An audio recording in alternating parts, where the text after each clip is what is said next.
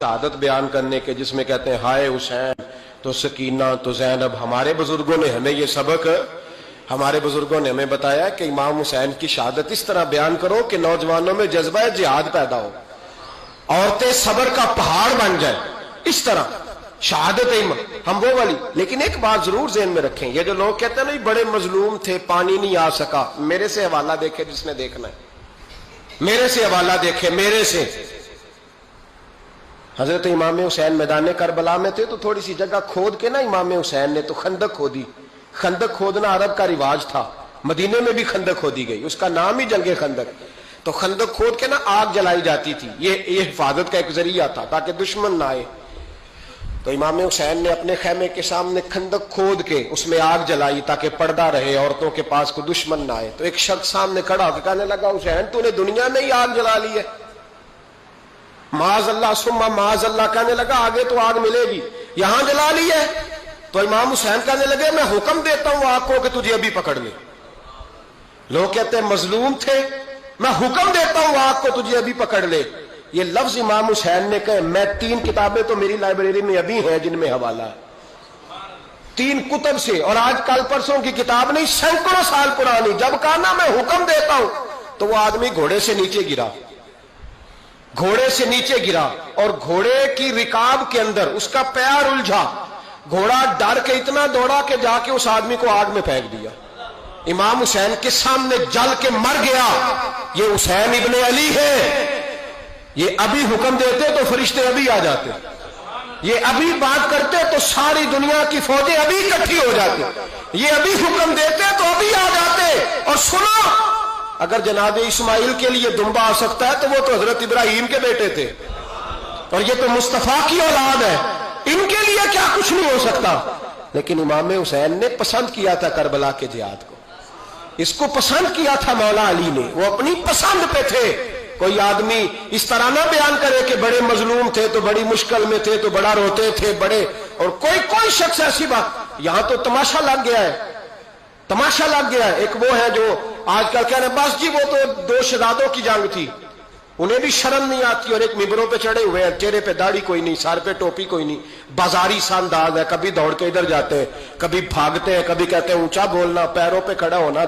ये लोग बयान करेंगे इमाम हुसैन की बात, ये लोग बयान करेंगे। बीबियों के मसाइब पढ़ रहा हूं, वो और बीबियां होती हैं जो हाय हाय करती हैं, वाह बेला करती हैं। ये मेरे नबी का खानदान है, ये मेरे नबी का खानदान है, नबी का खानदान। मैं हवाला दिखाऊंगा, मुझसे सुनो हवाला। हजरत सैयदा ज़ैनब ने सारे जनाजे देखे, भतीजों को, भांजों को, सबको शहीद होते देखा। औरतें डरती मैयत को हाथ नहीं लगाती, चीखती है बीबियां। लेकिन हजरत जनाब ज़ैनब ने पता क्या देखा था, वो सुनना जरा।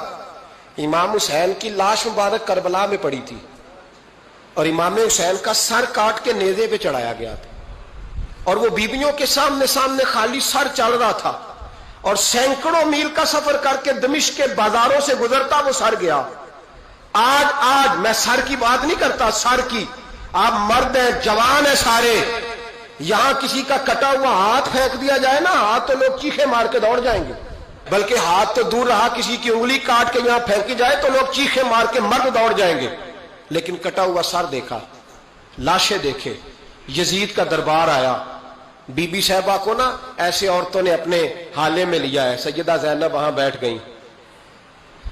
तो जब बोला ना यजीद दरबार में, कहने लगा कि देखो अल्लाह ने इज्जत वालों को इज्जत दी, माज अल्लाह सुम्मा माज अल्लाह। और मेरे मुखालिफिन का क्या असर हुआ जब उसने देखे ना, एक आदमी मजबूर है, मकहूर है, इतना लंबा सफर है, गुर्बत है, प्यास है, बीमारी है, क्या अंदाज है जब इस आलम में यजीद के दरबार में उसने गुस्ताखी की इमाम हुसैन की।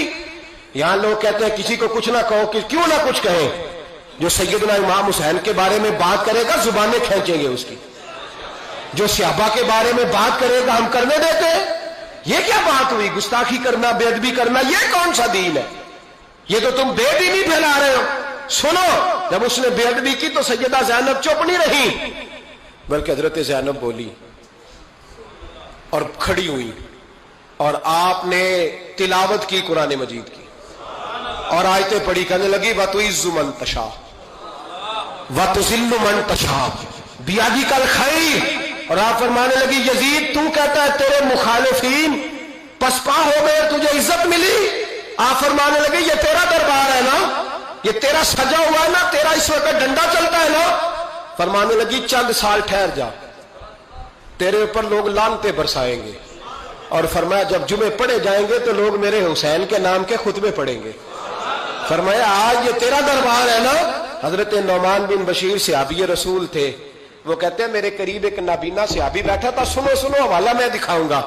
کہنے لگے میرے قریب اس وقت یزید کے دربار میں ایک نابینا صحابی بیٹھے تھے، جب بی بی زینب نے یہ بات کی نا تو وہ نابینا صحابی میرا ہاتھ پکڑ کے کہنے لگے نعمان علی آ گئے، یہ تو علی کی آواز ہے، علی آ گئے.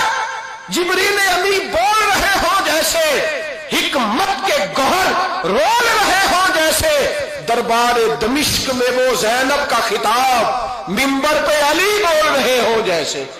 کہنے لگے علی آ گئے، علی، یہ تو علی کی آواز ہے. جناب نعمان بن بشیر کہنے لگے نہیں، علی جب بولتے تھے تو بڑا رنگ ہوتا تھا، ابھی تو زینب کھل کے بول ہی نہیں رہی، ابھی تو زینب ستائی ہوئی ہے، ابھی تو زینب زخم کھا کے آئی ہے، ابھی تو زینب پیاسی ہے. کاش زینب تر و تازہ ہوتی تو زینب خطبہ پڑھتی تو علی کی طرح گرجدار آواز نکلتی. یزید کے محل کانپتے، جبریل امی بول رہے ہوں جیسے، حکمت کے گوہر رول رہے ہوں جیسے، دربار دمشق میں بی بی زینب کا خطاب منبر پہ علی بول رہے ہوں جیسے. وہ مسکینوں کی طرح منتیں نہیں کر رہے تھے، ہائے پانی ان کا مزاج ہی نہیں تھا، بلکہ وہ دلیر لوگ تھے، دلیر، اور بر موقع بر محل بولتے تھے. یزید آیا دربار میں، جب یہ سارا قافلہ وہاں پہنچا تو یزید دربار میں آیا، اور جب وہ دربار میں آیا تو بادشاہوں کا طریقہ ہے، گاڑیاں اب ہمارے بادشاہوں نے روٹر والی گاڑیاں رکھی ہوئی ہیں، وہ یوں چلتی ہیں، شور ہوتا ہے پیچھے. اس زمانے میں کہا جاتا تھا با دبا ملاحظہ ہوشیا، پیچھے ہٹ جاؤ، نعرے لگنے لگے. تو یزید کا ایک ناخلف بیٹا امام زین العابدین سے کہنے لگا تیرا باپ کہاں ہے؟ دیکھ یہ میرے باپ دادا کے نعرے، دیکھ میرے باپ کے نعرے، تیرے کدھر ہے؟ ابھی یہ بات شروع اس نے کی تھی کہ دمشق کی جامع مسجد میں زور کی اذان ہو گئی، اور جب مؤذن نے کہا نا اشہد ان محمد رسول اللہ، تو امام زین العابدین اس کا ہاتھ پکڑ کے کہنے لگے یہ میرے نانا کے نعرے لگ رہے ہیں، اگر تیرا ہے تو بتا، یہ میرے نانا کے نعرے ہیں. اور فرمایا تیرے باپ کے 2-2.5 سال لگیں گے، میرے نانے کے قیامت کے بعد بھی لگیں گے، میرے نانے کے نعرے قیامت کے یہ لگتے رہیں گے، لگ رہے ہیں اور لگتے تھے اور لگتے رہیں گے. میرے بھائی یاد رکھو، دلیری، ہمت، پہلی بات ان سے پیار کرنا ہے، دوسرا ان کی ہمت، ان کا مقام دلیری کرنا ہے، ان کا کام ہمت کرنا ہے، ان کا کام ڈٹ جانا ہے. کمزوری دکھانا اہل بیت کا طریقہ ہوتی. حضرت عباس کے بازوؤں میں درد ہوتی، جناب زینب پھر پریشان ہوتی ہیں کہ ہم تو اس بے حیائی کے خلاف لڑے اور امت ابھی یہ گند کر رہی. جو چوکوں میں کھڑا ہوتا ہے نا عورتوں کو تاڑتا ہے، وہ یزید کے طریقے پہ عمل کرتا ہے. یہ دلائل ہے، آپ سوچ لیں، اندازہ کر لیں کہ ہم نے کس جماعت میں کھڑے ہونا ہے. اس لیے گند سارا نکالیں. امام حسین کا ایک پیغام آج اپنانا بڑا ضروری ہے. امام حسین نے سر سجدے میں کٹایا اور قرآن کی تلاوت نیزے کی نوک پہ بھی جاری رہی ہے. اس لیے آج کم از کم 10 نفل امام حسین کی سنت سمجھ کے ضرور پڑھیں گے انشاءاللہ. جنہوں نے روزہ رکھا ہے بڑا اچھا کیا ہے، چلو جو نہیں رکھ سکے پھر بھی نفلی ہے، کوئی فرض نہیں. کم از کم 3 دفعہ سورت یاسین کی تلاوت آج ضروری ہے امام حسین کے لیے. کریں گے انشاءاللہ تعالی. اگر وہ نیزے کی نوک پہ پڑھ سکتے ہیں تو آپ ان کی خاطر بھی تو پڑھ ہی سکتے ہیں نا. تو بہت ضروری کام آج نفل پڑھنا ہے، اور بہت ضروری کام آج قرآن پاک کی تلاوت کرنا. کریں گے